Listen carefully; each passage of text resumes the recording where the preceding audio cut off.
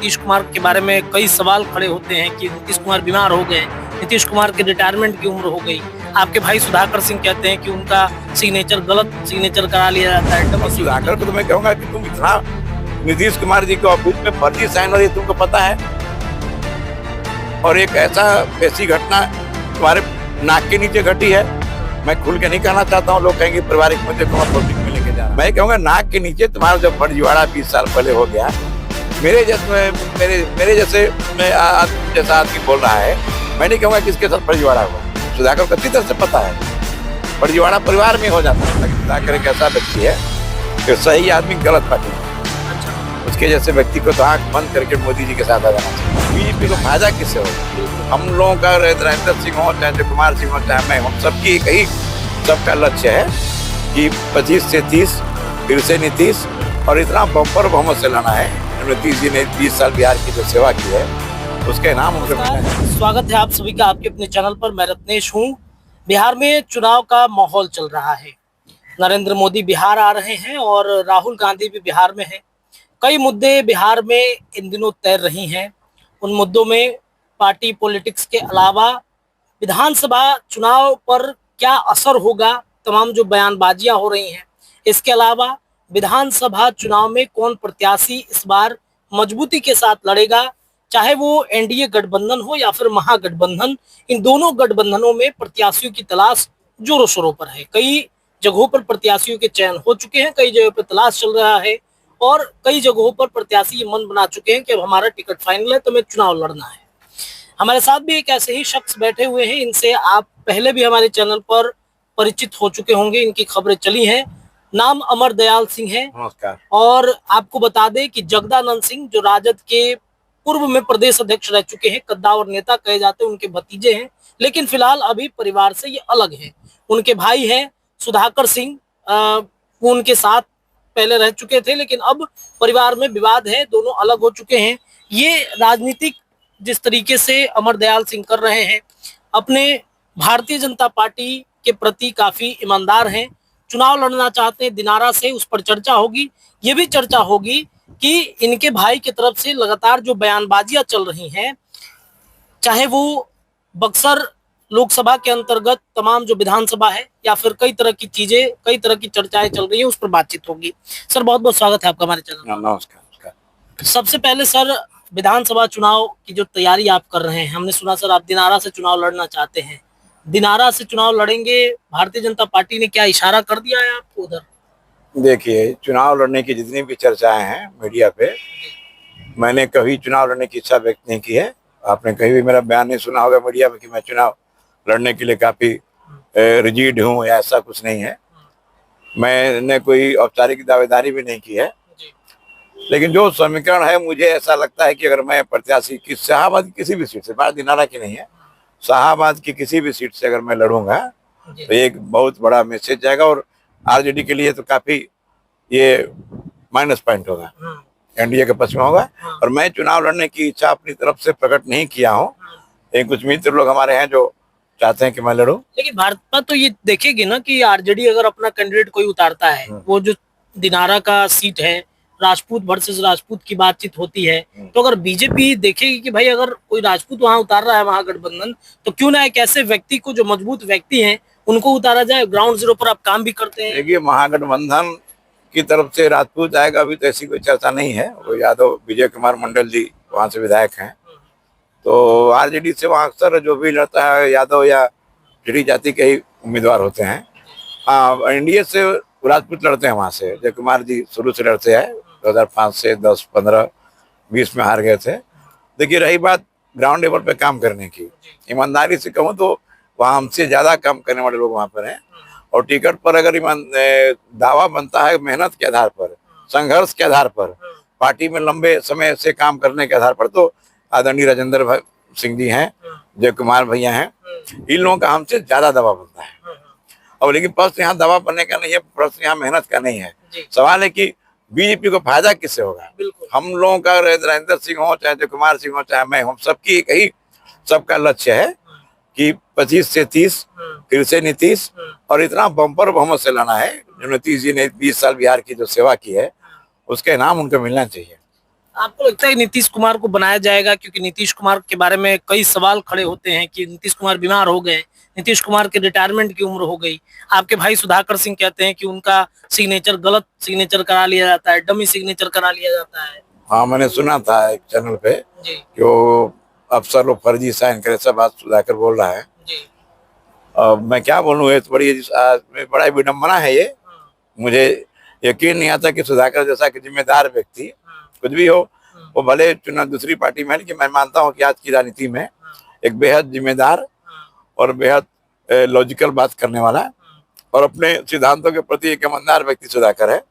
और उसने संघर्ष भी किया, लंबा संघर्ष किया, तब राजनीति में वो आया। उसके बाद उसको जो सफलता मिली, संघर्ष के बाद मिली है। तो सुधाकर से उम्मीदें भी ज्यादा हैं।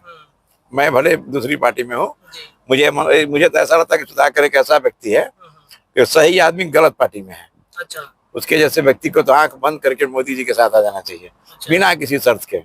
इनका है, उसकी अपनी राजनीति है, मैं नहीं कहूँगा क्या है। ये जो बयान आया कि फर्जी सिग्नेचर नीतीश जी का अफसर कर दे रहे हैं, और ये कितना बड़ा मजाक है बताइए। मैं तो समझ में नहीं आता है कि जो नीतीश कुमार बिहार को किस तरह से अंधेरे से बाहर निकाल कर लाए हैं, इस पर तो आप भी जानते होंगे। आप लोग तो कह उम्र कम आपकी है, सुधाकर को अच्छी तरह से याद होगा।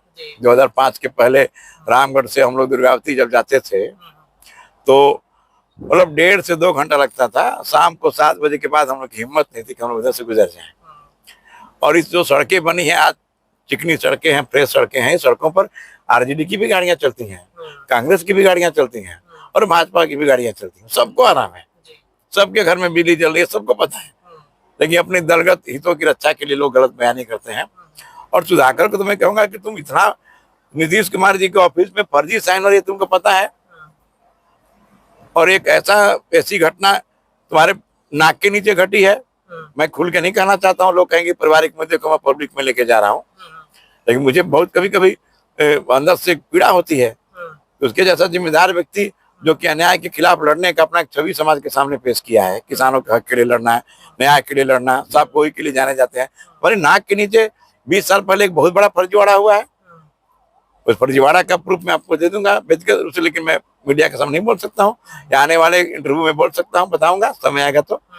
मैं कहूंगा नाक के नीचे तुम्हारा जो फर्जीवाड़ा 20 साल पहले हो गया, मेरे जैसे जैसा आदमी बोल रहा है, मैं नहीं कहूंगा किसके साथ फर्जीवाड़ा हुआ। सुधाकर को अच्छी तरह से पता है, फर्जीवाड़ा परिवार में हो जाता है। परिवार में हो गया है। तुम जब परिवार में हुए फर्जीवाड़ा के खिलाफ आवाज नहीं उठा पा रहे हो, तो समाज में हुए फर्जीवाड़ा के खिलाफ आवाज उठाने का कहाँ से हक मिल गया? घर में नाक के नीचे हो गया, तुमको पता नहीं। और नीतीश जी के ऑफिस में फर्जी सिग्नेचर वाला तुमको पता है, और वहां की खबर है और नाक के नीचे की खबर नहीं है। ये कहीं न कहीं अपने राजनीतिक हित के लिए बोलना चाहिए, बयानबाजी करना चाहिए, लेकिन बोलते हुए एक मर्यादा को पार नहीं करना चाहिए। हम लालू जी के खिलाफ लोग कहते हैं चारा चोर हैं, डकैत, हम बोल सकते हैं, हम नहीं बोलेंगे, क्योंकि लालू प्रसाद एक बहुत बड़े चेहरा है बिहार के। मैं एक छोटा आदमी हूँ और मैं उनके खिलाफ बोलने का मुझे अधिकार नहीं है। मैं उनसे पिता के उम्र के हैं, नीतीश कुमार जी भी पिता की उम्र के हैं, तो पिता की उम्र के हैं। अगर वो गलत सच में हो नीतीश कुमार जी, उनके खिलाफ बोलो, मैं साथ दूंगा। लेकिन जो आदमी सच्चाई है, नीतीश कुमार ने न उस परिवार के लिए कुछ किया, न कुछ अपने बाल बच्चों के लिए किया। एक उनका बेटा निशांत कुमार है, देखते हैं कभी आज तक वो 20 साल से मीडिया के सामने नहीं आया। इतना सीधा साधा लड़का किया, ताजुब होता है कि वो सीएम का बेटा है। यहाँ लोग मंत्री का बेटा होते हैं तो पहले कहते हैं हम लोग की भाषा बिहार में भोकाल बनाना है। आज सोचिए, और उस आदमी पर उंगली उठा रहे हैं। और आप एक मानसिक सवाल, नीतीश कुमार जी मानसिक रूप से बीमार हैं, ये बात ही मैं सुना था। मानसिक रूप से कोई व्यक्ति बीमार हो गया या कोई शारीरिक रूप से बीमार पड़ गया, इन लोग की एक बुरी आदत है, मानवीय संवेदना इन लोगों में नहीं है। अपनी बात करूं, जब आरजेडी में टिकट के लिए मैं बात कर रहा था, तो इन लोगों को मेरे खिलाफ आलोचना करने के लिए कुछ नहीं मिला। मुद्दा क्या मिला कि व्हील चेयर पे बैठा आदमी कैसे चुनाव लड़ेगा। मतलब मेरी शारीरिक असमर्थता पर सवाल खड़े कर रहे हैं, जो कि भगवान की देन है। नीतीश कुमार जी बीमार है तो ये मजाक का विषय है, और रियल में सच में बीमार होते तो क्या सब लोग अंधे हैं? सारे बिहार के आइए, सब तो अंधे हैं। अब किस एंगल से आपको बीमार दिखते हैं? मंच पर भाषण देने पूरे बिहार का शासन चला रहे हैं और बेहतर चला रहे हैं, और इस तरह की बात उनपे, इतने बुजुर्ग व्यक्ति पर जो कि पिता समान इस तरह का उंगली उठाना है। नीतीश कुमार जी ये भी वो बयान में कहा था कि वो मेरे पिता समान है, मेरे भी पिता समान है, लालू जी भी पिता समान है। मैं विरोधी पार्टी में हूँ, क्या उनके खिलाफ इस सर का नाम सलाम बात बोल सकता हूँ? लालू जी बीमार हो तो क्या उनकी बीमारी पर कोई सवाल खड़ा कर सकता है? किडनी की बीमारी उनको है, मैं व्हीलचेयर पर रहता हूँ, मुझे मस्कुलर डिस्ट्रॉफी है। नीतीश जी पर सवाल, इधर का शारीरिक असमर्थता जो ईश्वर की देन है उस पर तुम मजाक बनाते हो। मेरे बारे में बताता हूँ, विधायक कैसे बनेगा, कैसे अपाहिज आदमी चुनाव लड़ेगा, ये सवाल लोग पिछली बार खड़ा किए थे। हम नहीं नाम लेना चाहते हैं। लोकसभा में जब आपकी चर्चा हुई, कौन नाम लिया था? बहुत बड़े नेता हैं, उंगली उठाऊंगा तो लोग हमको कहेंगे कि मैं गाली दे रहा हूँ। मैं नहीं सवाल खड़ा करना चाहता हूँ। ये मुझे बहुत पीड़ा हुई थी। मतलब अमेरिका जैसा देश, US, United state of America का प्रेसिडेंट, व्हील चेयर पे बैठा आदमी, फ्रैंकलिन रूजवेल्ट, शायद आप जानते हो रत्नेश जी, आप इतिहास पढ़ते होंगे तो। सुधाकर ने भी इतिहास का विद्यार्थी था, वो दिल्ली यूनिवर्सिटी में जब मेरे जूनियर होकर पढ़ता था, वो इतिहास के विद्यार्थी है। इतिहास को जानते हो तुमको तो अपने नेता, शीर्ष नेता से कहना चाहिए कि जब व्हील चेयर पे बैठा हुआ आदमी अमेरिका का प्रेसिडेंट हो सकता है तो बिहार में विधायक एमपी नहीं हो सकता है? शारीरिक सवाल खड़ा करके मतलब विधायक को शरीर से क्या करना है? कार्यकर्ता चुनाव लड़ते हैं, विधायक का दिमाग से सही होना चाहिए। उसको मुद्दों को रखना है, जनता के मुद्दों को रखना है, जनता के सवालों को उठाना है। सवाल ऐसा उठाओ कि सरकारें बाध्य हो जाए कुछ काम करने के लिए। कलम चलाना है, वहां तुमको लाठी चलानी है, लाठी तो चलानी पड़ती है दबंगई के लिए। कुर्सी लड़ना है, परवानी करनी है, दौड़ करना है। ये राजनीति में कहा से बीच में और कुछ नहीं मिला मुद्दा। ये उठा, अब नीतीश कुमार जी के खिलाफ इन लोगों को कोई मुद्दा नहीं मिलता है। करप्शन का एक दाग नीतीश कुमार जी के दामन पे नहीं है, कोई दाग नहीं है। ये लोग बेचैन है कि क्या आरोप लगाए और नहीं मिला कुछ, तो मानसिक स्थिति खराब है। अक्सर मैं सुनता हूँ, कितना बड़ा बेहुदा सवाल है। और सीएम क्यों नहीं बनेंगे? कौन बिहार में सीएम चेहरा इनके अलावा है? एनडीए में कहीं कोई भी बात नहीं है। शुरू से मोदी जी बोलेंगे नीतीश कुमार जी के नेतृत्व में चुनाव, ये सवाल उठता कहाँ से, मेरी समझ में नहीं आ रहा है। ये सवाल केवल महागठबंधन के लोगों के द्वारा हवा में पैदा किया हुआ सवाल है। कोई मुद्दा नहीं है तो नीतीश कुमार कोई मुद्दा नहीं है। तो लोग किसी भी, नीतीश कुमार नहीं, लोग का इतिहास यही रहा है, अगर किसी व्यक्ति के विरोध में कोई मुद्दा नहीं मिलता है उसके शारीरिक सवाल खड़ा करेंगे, मानसिक स्वास्थ्य पर सवाल खड़ा करेंगे, यही इन लोगों का काम रह गया। एक मुद्दा है जिसमें राहुल गांधी साथ चल रहे हैं तेजस्वी यादव के, एसआईआर का। और एसआईआर के मुद्दे पर भी हमने सुना कि सुधाकर सिंह जो आपके भाई हैं वो सवाल खड़े कर रहे थे, जेएनयू से पढ़े थे तो उसमें जाकर कुछ भाषण दे रहे थे तो उस पर सवाल खड़े कर रहे थे। देखिए ये कितनी बड़ी राजनीतिक सातिरपन का एक निशानी है। मैं जेएनयू में भाषण जो दे रहा था, मैं भी उस वीडियो को देखा था, मैं मन ही मन मुझे हंसी आई। चुनाव आयोग ने 11 डॉक्यूमेंट मांगे हैं, 11 डॉक्यूमेंट, पूरा एक लिस्ट है। इसमें से 2 डॉक्यूमेंट ऐसे हैं, एक जमीन का खतौनी और जन्म तिथि प्रमाण पत्र, 2 ऐसे डॉक्यूमेंट हैं। सुधाकर जानबूझकर सिर्फ 2 डॉक्यूमेंट पर चर्चा कर रहा था कि 2 डॉक्यूमेंट कहाँ से लोग लाएंगे, खतियान बहुत लोग गरीब है, भूमिहीन है, उनके पास जमीन ही नहीं है। मुद्दा देखिए क्या उठ रहा है। बाकी 9 डॉक्यूमेंट की तो बात नहीं कर रहे हो, बाकी जो 9 डॉक्यूमेंट है वो सबके पास है, सबके पास है। अभी हम एक वीडियो को चलाते हैं बिहार टॉप में, उन्होंने जगह जगह इंटरव्यू लिया था पब्लिक का कि आपका वोट चोरी किसका हो रहा है। तो लोग कह रहे हैं कि वोट चोरी मेरा नहीं हुआ है, राहुल गांधी का हुआ है। अब राहुल गांधी का वोट चोरी हुआ दिल्ली में, घूम रहे हैं बिहार में। और एक सवाल है, राहुल गांधी जैसा व्यक्ति, राहुल गांधी कांग्रेस के नेता है, सुधाकर को कांग्रेस के पक्ष में या लालू जी को कांग्रेस के पक्ष में या छोटे पिताजी जगदानंद सिंह को कांग्रेस के पक्ष में तो बोलना ही नहीं चाहिए कभी। कांग्रेस के खिलाफ राजनीति करते हुए हम लोग बड़े हुए हैं। कांग्रेस पार्टी का जो अत्याचार था इमरजेंसी में, हमारे परिवार ने झेला है, मेरे पिता ने झेला है, हम लोगों ने झेला है, हमारे छोटे पिताजी ने भी झेला है। लेकिन आज सत्ता के सुख के लिए आप लोग ने कांग्रेस के साथ हाथ मिला लिया। कांग्रेस पार्टी से हाथ मिलाने का औचित्य कैसे होगा समाजवादियों का? पूरी समाजवादी पार्टी का मतलब बेसिक करा है कांग्रेस के विरोध में। डॉक्टर राम मनोहर लोहिया ने 67 में बोला कांग्रेस ऐसे शैतान को हटाने के लिए मैं किसी से दोस्ती कर सकता हूँ। उनके लिए पहला प्रायोरिटी था कांग्रेस को हटाना। कांग्रेस नेशनल नाबूद हो रही है, कांग्रेस देश से लुप्त हो रही, होने दीजिए। जिस दिन कांग्रेस का सफाया हो जाएगा, लोहिया का सपना पूरा होगा। लालू जी का सपना तो जो होगा सो होगा, भाजपा का सपना जो होगा सो होगा, लोहिया जी का सपना था। क्या पूछिए सुधाकर लोहिया जी के बारे में पढ़ा, उसको नहीं पता है? लोहिया के एक ही सपना था, मेरे फादर सच्चिदानंद सिंह का एक ही सपना था, कांग्रेस मुक्त भारत। ये भाजपा मुक्त भारत की बात कभी किया ही नहीं। और भाजपा ने तो कई बार सरकारों में, 77 में सरकार बनी थी, भाजपा गठबंधन का मेन हिस्सा थी। 89 में सरकार बनी थी वीपी सिंह की, भाजपा ने सपोर्ट किया कांग्रेस को हटाने के लिए। सब लोग हाथ में हाथ मिलाकर कांग्रेस से लड़े हैं। अब पता नहीं राजनीतिक समीकरण ऐसा बदला कि सत्ता के स्वार्थ में लोगों ने कांग्रेस के साथ हाथ मिला लिया। और राहुल गांधी जैसे व्यक्ति के साथ लालू जी के खड़ा होना, जगदान सिंह के खड़ा होना, सुधाकर का खड़ा होना, ये बड़ा ही मतलब दुख का विषय है मेरे लिए।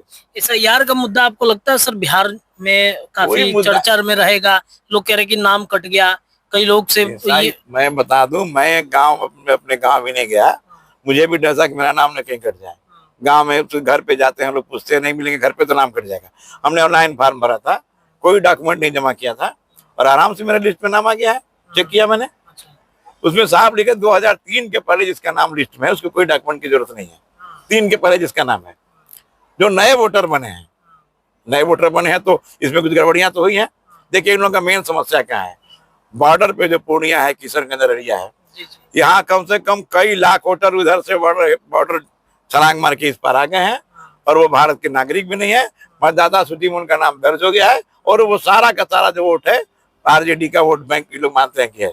आरजेडी का वोट बैंक विदेशी वोट बैंक है, विदेश से आया वो वोट जो है, तो विदेश की पार्टी तो कांग्रेस भी है। 1885 में स्थापना किया है अंग्रेज ने कांग्रेस का। विदेश में पले बड़े नेहरू कांग्रेस के सबसे बड़े नेता थे, तो कांग्रेस का पूरा तो बेस ही पूरा विदेशी है, नेता भी राहुल गांधी विदेशी है। तो लोग विदेशी वोट के आधार पर भी चाहते हैं चुनाव जीतना, जिसमें तो ऐसा नहीं होगा। सरकार बीजेपी की है और बीजेपी संवैधानिक संस्थाओं के साथ अन्याय नहीं होने देगी। हमको याद है TN सेशन ने जब वोटर आई कार्ड लाने का फैसला किया था, सबसे ज्यादा विरोध इन लोगों ने किया था। सेशन दुश्मन थे उस समय लालू प्रसाद जी के, आरजेडी के लोगों के। जब नया कोई काम होगा जिससे कि देश में सुधार होगी तो ये लोग विरोध करना शुरू करते हैं। चीखना चिल्लाना इन लोगों की आदत है, सही होगा तो उनके खिलाफ बोलना है। सर एक सवाल है कि आप शाहाबाद के क्षेत्र में अब आ रहे हैं, शाहाबाद में अब क्या होगा सर? आनंद मिश्रा भी तो बीजेपी ज्वाइन कर चुके हैं, जो बक्सर में पिछली बार बीजेपी को काफी नुकसान भी हुआ था। शाहाबाद की क्षेत्र बचाने की जिम्मेदारी राजपूतों के हाथ में भी होती है।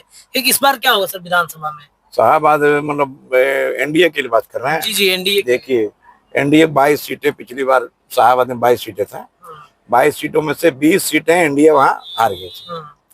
हार में बहुत बड़ा रोल मान लीजिए चिराग पासवान जी नाराज से और वो जगह जगह खड़े हुए, जैसे कि दिनारा से लेकर करगहर से लेकर मोहनिया, चेनारी, सासाराम, सारी सीटें चिराग जी से खड़ा होने से जेडीयू हारा था। और 72, 73 सीट, 75 सीट जेडीयू का कंफर्म था, 40-45 सीट पर आ गया। और तो चिराग जी की कृपा थी कि तेजस्वी जी को इतना सीट मिल गया। इस बार शाहाबाद में मुद्दा बदला हुआ है और मैंने कहा कि मेरे आने से बदल जाएगा सब कुछ, इतना बड़ा नेता मैं नहीं हूँ। ऐसा लगता है कि भी फैक्टर एक है, हमारा भी बीजेपी ज्वाइन करना एक फैक्टर बनेगा। 1000-2000 वोट तो हर क्षेत्र में प्रभावित हम करेंगे ही। और मेरा असर सबसे ज्यादा दिखा रामगढ़ उपचुनाव में, लोकसभा चुनाव में अवसर नहीं दिखा क्योंकि हम पार्टी में चुनाव के 1-2 दिन पहले ही ज्वाइन किए थे। जब राजनाथ सिंह ने ज्वाइन कराया था, तो खबरें जब धीरे धीरे पहुंची लोगों तक कि अमर दयाल सिंह ने पार्टी छोड़ दिया, सत्यनारायण सिंह के बेटे ने, उनके साथ अच्छा व्यवहार नहीं हुआ, तो लोगों में धीरे धीरे एक रोष की भावना पनपी। और राजद जो की वो सेकंड फाइटर रहती थी, पहली बार वहाँ नंबर 3 पर चली गई और काफी पिछड़ गई थी। तो ये लोग कभी नहीं कि अपने सिस्टम में सुधार नहीं करेंगे, पुराने नेताओं का सम्मान नहीं करेंगे, लोग महापुरुषों का सम्मान नहीं करेंगे, तो जनता ऐसे ही जवाब देती रहेगी। और इस चुनाव में पासा पलटने वाला है। 22 जो उधर गया था, इधर 22 उल्टा होने वाला है। ऐसा कोई सीट हमें नहीं दिख रहा है शाहाबाद का जहाँ की गठबंधन निकलने वाला है। मुझे तो क्लीन स्वीप दिख रहा है इस बार, देखिएगा परिणाम। महागठबंधन इस बार क्लीन स्वीप कर जाएगा। महागठबंधन ही एनडीए क्लीन स्वीप करेगा, महागठबंधन 0 पर आउट होगा। इस बार उनको कहीं से खाता नहीं खुलने वाला। देखिए इस बार कहीं नहीं खाता खुला, हर जगह देख लीजिए आंकड़ा।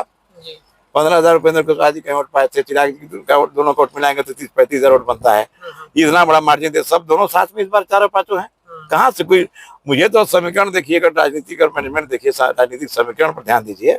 देखिए वोट इधर से उधर 10 या 5% वोट ही इधर का उधर होता है। मेन वोट बैंक सबका अपनी जगह स्थिर रहता है। 5% वोट अगर इधर से उधर होता है तो सीटों का फासला 50 सीटों का फर्क पड़ जाता है। और 5% वोट कहाँ से इन लोगों का बढ़ रहा है? मुझे तो 5% घटता हुआ दिख रहा है। 5% वोट इन लोगों का घटता हुआ दिख रहा है। इसलिए कि 2024 लोकसभा में पवन सिंह बहुत बड़े फैक्टर बन गए वहां पर, और पूरा शाहाबाद ही बहुत बड़ा पवन सिंह का फैक्टर बना।